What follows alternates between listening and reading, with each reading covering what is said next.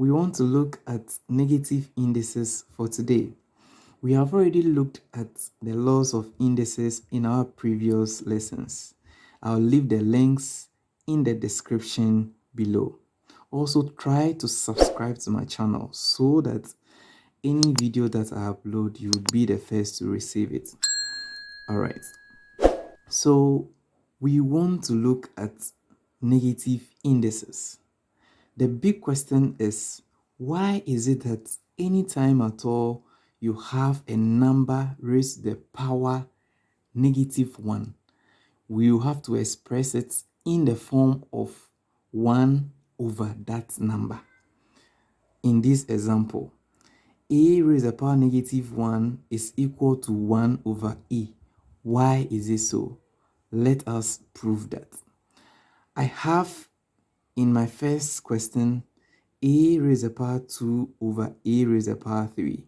I have the same thing here, but I'll be using two different methods or approaches to solve these two questions, and we'll see the final results. So let's begin with the first one.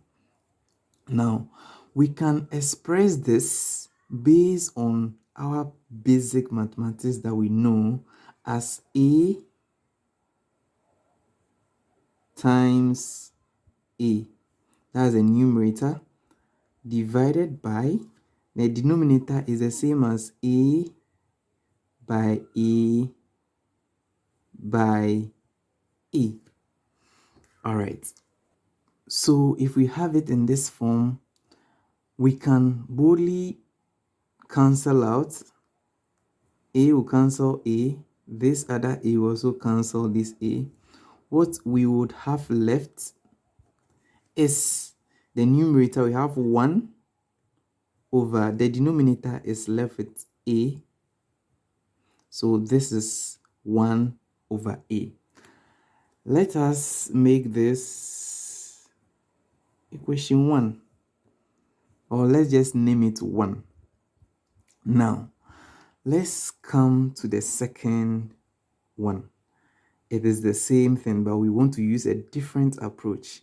Let's use the second law of indices, of which we have already looked at, to solve this.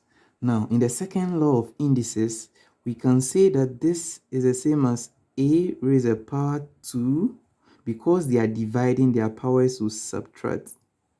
So a raised to the power 2 minus 3. Now, this is also the same as a raised to the power 2 minus 3 is the same as a raised to the power -1. Let this be our second expression. All right. So the same question, but we are having two different results. So if a raised to the power 2 over a raised to the power 3 is the same as a raised to the power 2 over a raised to the power 3, then logically we can say that a raised to the power -1 should be equal to 1 over a. And that is what we have here. So anytime at all you have a raised to the power -1, it can be equal to 1 over a. All right. Let us go ahead and solve the second case. Now, the same idea. This is a raised to the power 2 over a raised to the power 5. So this is the same as a by a divided by, this is a by a by a by a by a. So this first will deal with this second will also deal with this. What we have left is the same as 1 over, what is left at the denominator is a raised to the power 3, because we have 3 a's over here. All right. Let us also name this expression as 1. Then we can look at the second case, which is also the same thing as a raised to the power 2 over a raised to the power 5. But we are going to apply the second law of indices. So this will become a raised to the power 2 minus 5.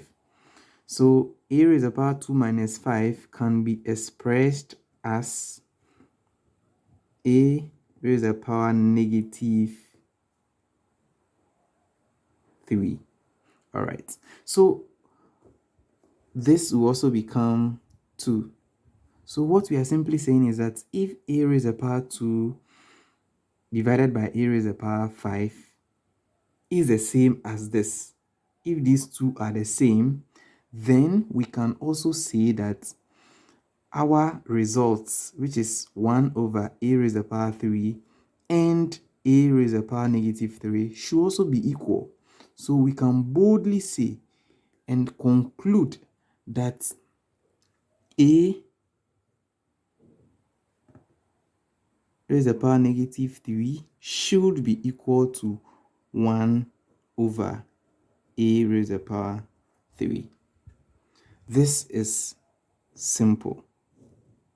So if that is the case, let us try to solve the third case. These two questions. Let's try to solve these two questions. So we have 6 raised to the power negative 1. Based on negative indices, this is just the same as 1 over 6. As simple as that. Then for II, we have 3 raised to the power negative 4. Now, also based on the same negative indices, which is applying to the second case, this is also the same as 1 over 3 raised to the power positive 4, just as we have in this case here. As simple as that. I hope this concept helps.